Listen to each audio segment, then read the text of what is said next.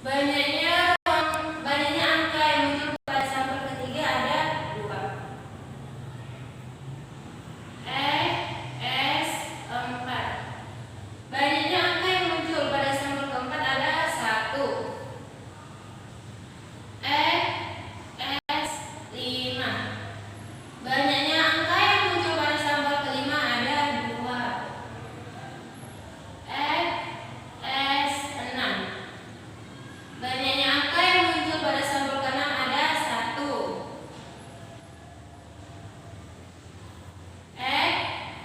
S 7. Banyaknya angka yang muncul pada sampel ketujuh ada 1. S 8. Banyaknya angka yang muncul pada sampel ke-8 tidak ada atau 0. Nah, 0 di sini bukan dimaksud dengan himpunan kosong ya. Nah, X ini disebut dengan variabel random. Nah, maka anggota A himpunan dari bilangan X atau himpunan dari variabel random. Menurut data yang saya dapat, kemungkinan angka yang muncul itu ada 0, 1, 2, dan 3. Nah, anggota X ini disebut dengan ruang pada variabel random.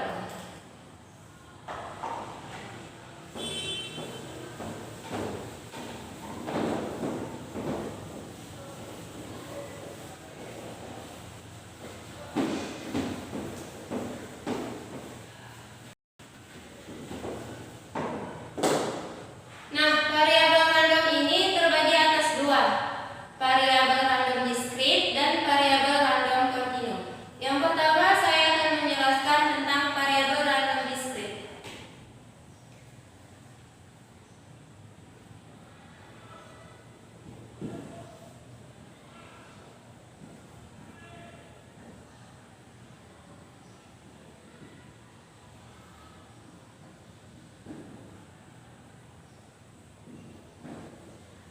Nah, yang dimaksud dengan variabel random diskrit di sini adalah jika ruang sampel mengandung titik yang berhingga banyaknya atau deretan yang jumlahnya sama dengan banyaknya jumlah pada bilangan bulat. Nah, di sini variabel random diskrit ini mempunyai 2 syarat. Yang pertama, fx lebih besar sama dengan 0. Yang syarat kedua yaitu sigma x fx sama dengan 1. Nah, langsung saja kita masuk ke dalam contoh.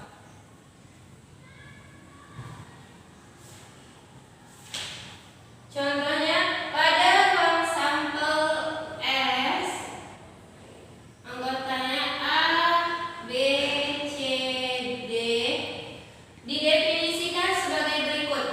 Nilai FA-nya 0,3, nilai FB-nya 0,2, nilai FC 0,4, nilai FD 0,2.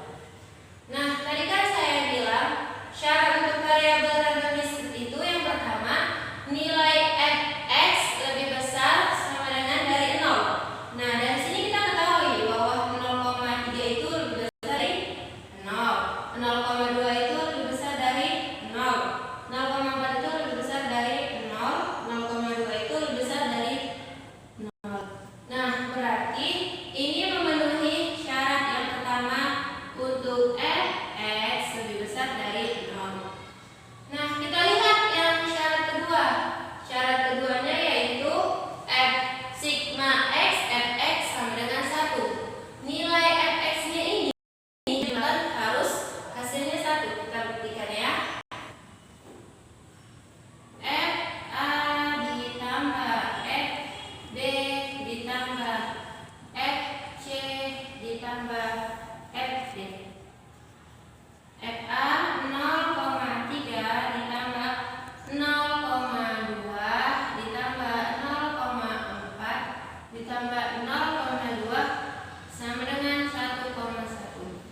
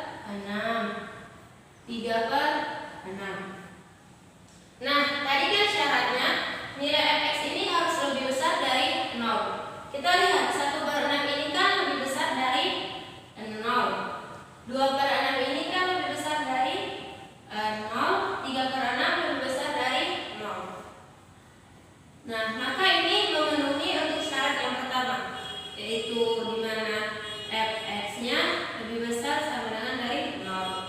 Kita lihat memenuhi syarat kedua atau tidak. Syarat keduanya tadi nilai sigma x fx sama dengan 1. Nah, caranya itu kita jumlahi semua nilai fx ini. Hasilnya 1 atau tidak.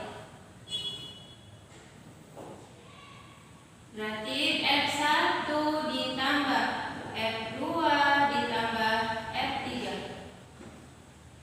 1/6 ditambah 2/6 ditambah 3/6 sama dengan 1. Nah, berarti ini memenuhi syarat. Karena keduanya memenuhi syarat 1 dan 2, maka ini disebut dengan fungsi peluang atau dengan variabel random discrete.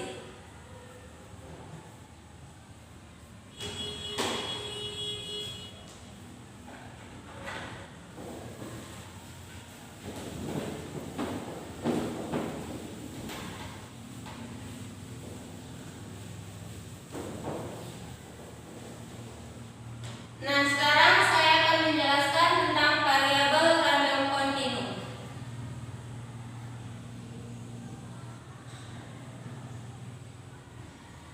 Nah, yang dimaksud dengan variabel random continu di sini adalah jika ruang sampel mengandung titik yang tak berhingga banyaknya, itu dinamakan dengan variabel random continu atau fungsi densitas.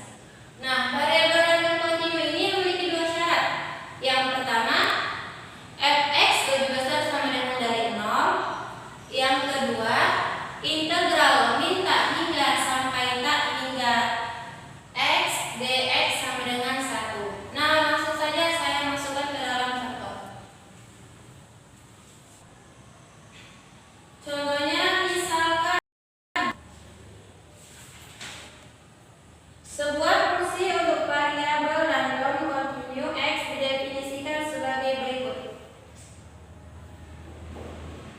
Fx 1/2 untuk x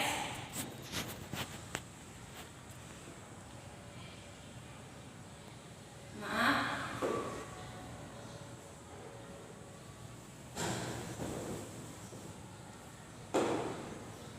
1/2x untuk x lebih besar sama dengan 0, lebih kecil sama dengan 2. 0 untuk x yang lain. Nah, kita coba dengan memasukkan syarat yang pertama. Nilai fx-nya harus lebih besar sama dengan 0. Kita masukkan ya. X lebih besar sama dengan 0, lebih kecil sama dengan 2. Nah, kita masukkan F0 sama dengan 0.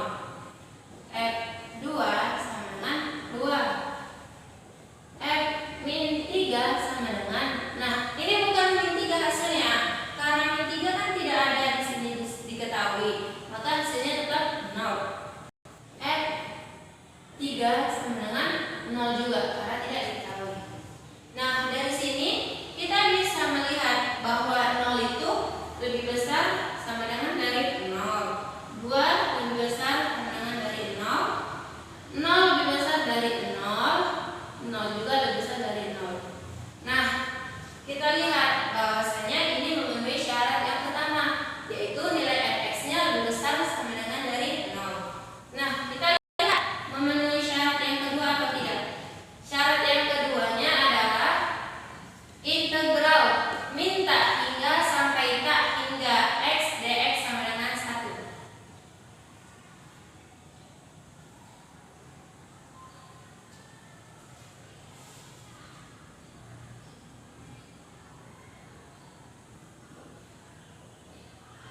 Ya, x sama dengan 1. Nah, ini syaratnya.